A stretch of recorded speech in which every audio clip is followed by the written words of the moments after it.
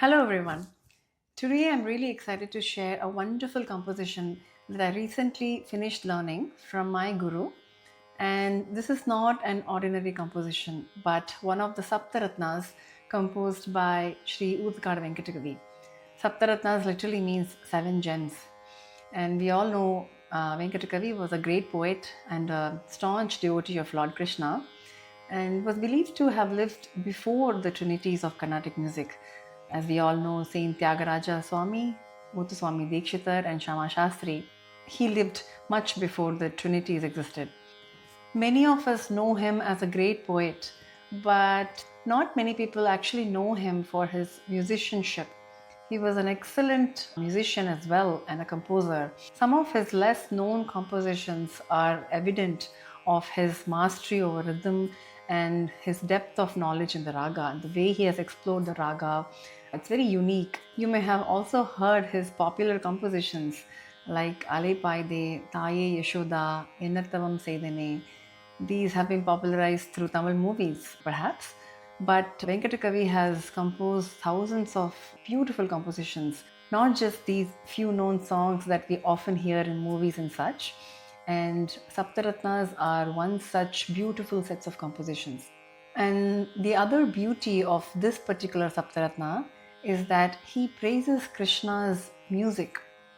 We have all heard songs in the praise of Krishna's many other aspects, such as his naughtiness, his kingship, his godliness, and his compassion. But in this composition, he goes in such depth in praising various aspects of the music that comes out of his flute. It's wonderful. I will save the explanation to some other video. Hit me a comment if you really want to get a full explanation. I'll try my best to understand and articulate it in a way that can be understood. Please comment below. For now, I'll try my best to do the justice for this Saptaratna. I'm still mastering it. It's not 100% there, but I hope you enjoy this. Thank you. Here's the Saptaratna set in the raga Kiravani in Aditalam.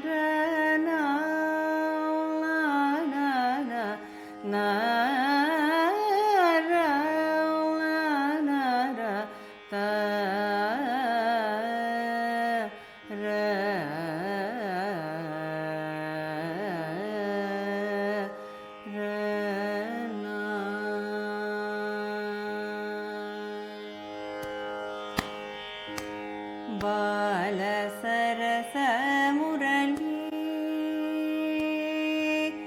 बालसरस मुरली बालसरस मुरली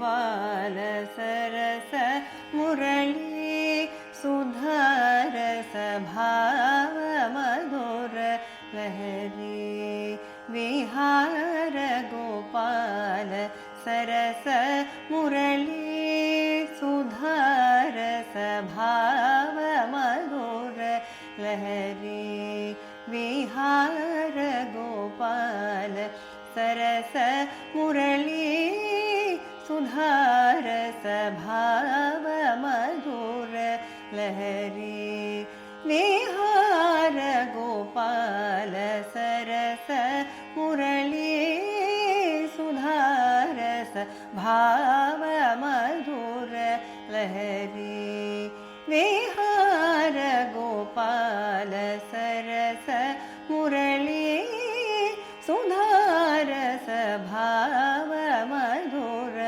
लहरी विहार गोपाल सरस मुरली भाव मधुर लहरी विहार गोपाल सरस मुरली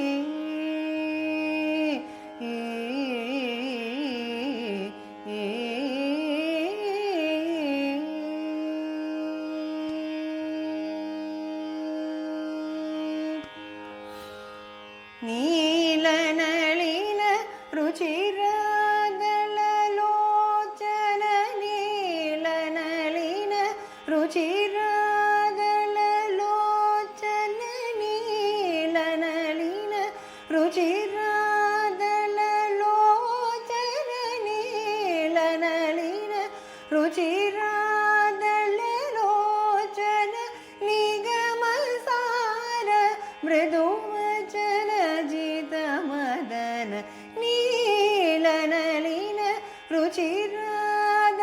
रुचिरादललोचन निगमसार मृदुवचन जितमदन बाल सरस मुरली सुधारस भाव मधुर लहरी विहार गोपाल सरस मुरली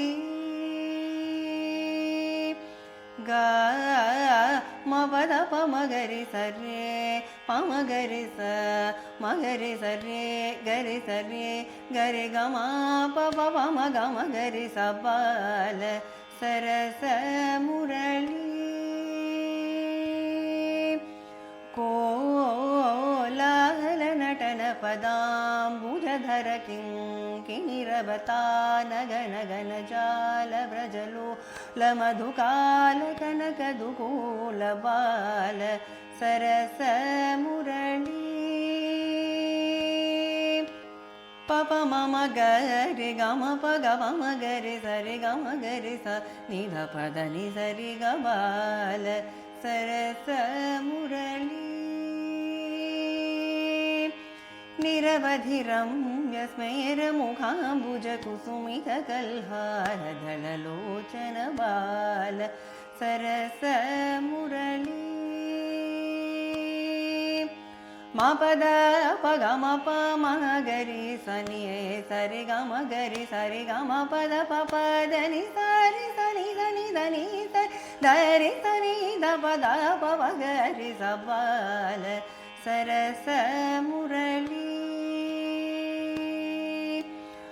कमनीय अति तेजस्तटाक खेलित मकर गणैव अभिवृत गोपवधूचन रमण मनोहर रास विहार तमाल सुमाल गोपाल सरस मुरली पद पम पद पद नि सा सरि गरि सनि रे स सनि ध पद नि सनि सरि गरि पम गरि सनि धनि सनि गरि स सनि ध पम ध प गरि स बाल सरस मुरली सज्जन मुनिगण सुर सन्नुत गोवर्धन गिरिधर शिशिर भुवन पद नर्तन मणिगण किरण ज्वलितमय कुण्डल मण्डित कंठ उदार गोपाल सरस मुरली सा सनि धनि सनि ध प मगरि सरि गम पद प म पद नि सा नि सनि सनि रे स गरि सनि धनि स धनि रे सनि ध प म प धनि सा रि ग सरि नि स धनि पद म प गम रि ग सरि नि सरि गम पद नि सा गम प म गरि सनि ध प धनि स सरि रि ग रि स सनि नि ध ध प म गरि स बाल सरस मुरली वल्लवी रसिकलहलोलतर मधुर मनोहर शिखण्ड गजार मृगगण वैरि सुनत गणभूषण मृगगण तिलक समुज्ज्वल फाल अगणित मणिगण प्रवर विरचित कटक धर करतर मुकुर कपोल त्वदलर मधुरुचित कलित ललिताहत प्रद्याहतमय स्वर जाल बाल स्वरस मुरली ದಪ ಮ ಗರಿ ಗ ಗ ಮ ಗ ಮ ಪದ ಪ ದಪ ಮ ಗರಿ ಗ ಗ ಮ ಗ ಮ ಪದ ಪ ಸದ ಪ ಮ ಗರಿ ಸನಿ ಸರಿ ಗ ಮ ಪ ಮ ಪದ ಪದ ನಿ ದ ನಿ ಸಾ ಸ ನಿ ದ ಪ ಮ ಗರಿ ಗ ಮ ಪದ ಪದ ನಿ ದ ನಿ ಸರಿ ಸ ನೀ ಗರಿ ಸ ನಿ ದ ರಿ ಸ ನಿ ದ ಪ ಮ ಗರಿ ಗ ಮ ಪದ ನಿ ಸರಿ ಗ ಪ ಮ ಗರಿ ಗ ಮ ಗರಿ ಸ ನಿ ದ ನಿ ರಿ ಸಾ ನಿ ದ ಪ ಮ ಗರಿ ಸ ಬಾಲ ಸರಸ ಮುರಳಿ ಸುರವಂದಿತ ಮಥುರಾ ಪುರಿ ಸದನಾ ಸುರವಂದಿತ ಮಥುರಾ ಪುರಿ ಸದನ ಸರೋರುಹ ವದನ ಸುಂದರ ಗಮನ ಕಲಿತ ಕಲಾಪ ಚಿಕುರಾಯತ ನಯನ ರುಚಿರ ಕನಕ ವಸನ ರಾಧಾರಮಣ ಮಂದಾರವನ ಮಾಲಧರಾಯತ ಸುಂದರ ಪರಿಮಳ ಕುಸುಮ ಸುಖೇಶ ಸಂತತ ಮನು ಚಿಂತಿತ ಮಮ ಹೃದಯ ಸರೋಜ ಮಧುಪಕಾಲಿಂಗ ನಟನ ಗೋಪಾಲ सरस मुरली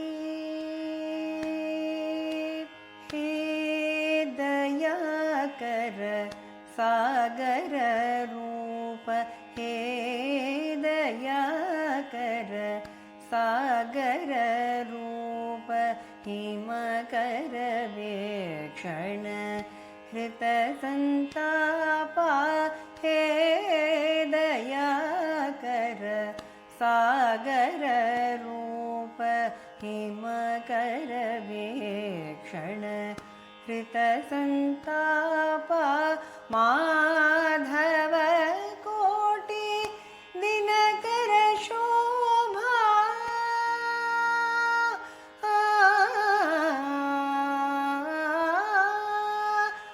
माधव कोटि दिनकर शोभा माधव कोटि दिनकर शोभा मम हृदय नटन मकुट कलाप माधव कोटि दिनकर शोभा मम हृदय नटन मकुट कलाप गोपाल सरस मुरली सुधारस भाव मधुर लहरी विहार गोपाल सरस मुरली सुधारस भाव मधुर लहरी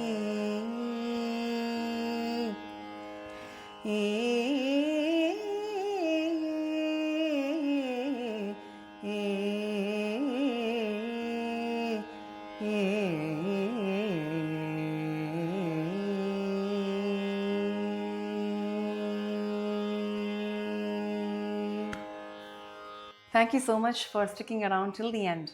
I really hope you enjoyed the composition. Please comment below and let me know what you think of this Saptaratna. I'm yet to learn the other 6 and looking forward to learning and presenting them in front of all of you. Thank you so much for watching. I'll see you in the next video.